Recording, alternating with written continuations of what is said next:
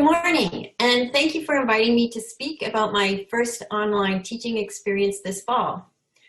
The course next slide, please. The course I teach is a second-year geography course called Climate Change.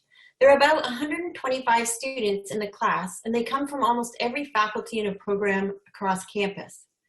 The main objective of the course is to provide students with scientific knowledge about climate change and empower students to use this knowledge to make change. Next slide, please. The underlying principles of my teaching, including this course, are first that students learn best through hands-on experiences, and second, that social engagement and making connections fosters better learning. Initially, at least to me, this seemed at odds with online learning. So when I was forced by COVID-19 to move online, what did I do? Next slide, please. I asked for help, and that help was invaluable, and I am most grateful for the help I have received. As Betty Ann showed, and this slide emphasizes, it takes teamwork and a wide variety of expertise to effectively deliver education during a pandemic. I started by contacting my amazing colleague, Dr. Beth Hundy at the CTL, and we brainstormed. Next, I was able to hire a summer student, Daniel Myers, through social sciences to help search, develop, and test resources. Later, with encouragement from Asha Haig and Stephanie Horsley at the CTL, my course became a Tier 1 course. A Tier 1 designation meant that moving the course online was supported by an instructional design team, which included a faculty expert, that was me, an instructional designer, Dr. John Seville, and an e-learning specialist, Adam Pistar, who is at the WTS. Both John and Adam were outstanding. Next slide, please. So what were the results of this team effort? First, we were able to bring experiential learning online using resources already available on the internet, but also developing some simple tools. For example, the image on the left shows a simple climate model that allows students to interact with the model to better understand connections between human emissions of carbon dioxide, its concentration in the Earth's atmosphere, and the Earth's temperature. The image on the right is a simple tool that allows students to test their understanding of the Earth's energy balance and how it changes with increased carbon dioxide in the atmosphere. Next slide, please.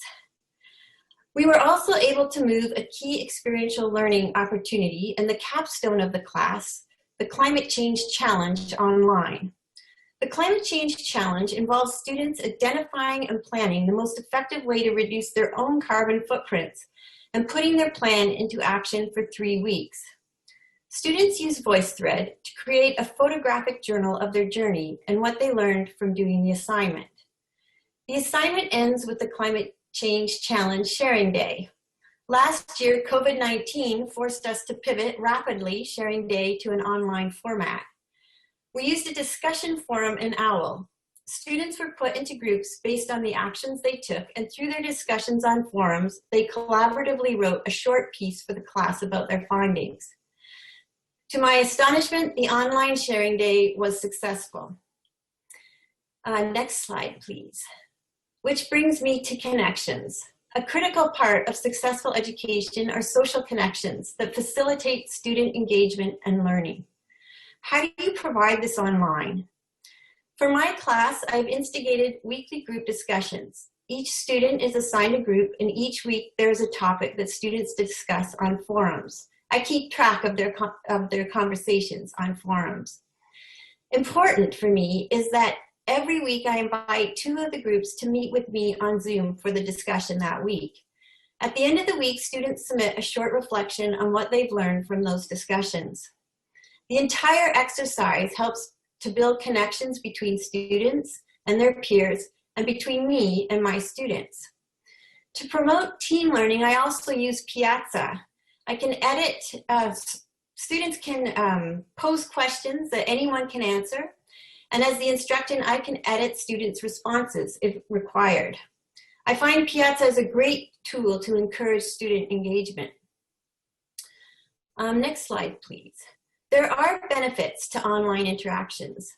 They allow more students a chance to speak. Hearing more perspectives deepens discussions and learning. And in a large class, I get to know my students better. Although online learning cannot replace in-person connections, my examples show that it can be used to complement face-to-face learning. Next slide, please.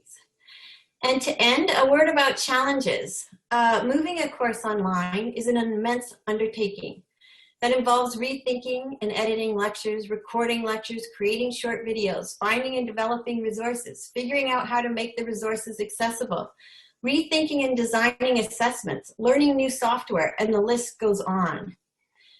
Second, no matter how much you prepare, there will be the unexpected.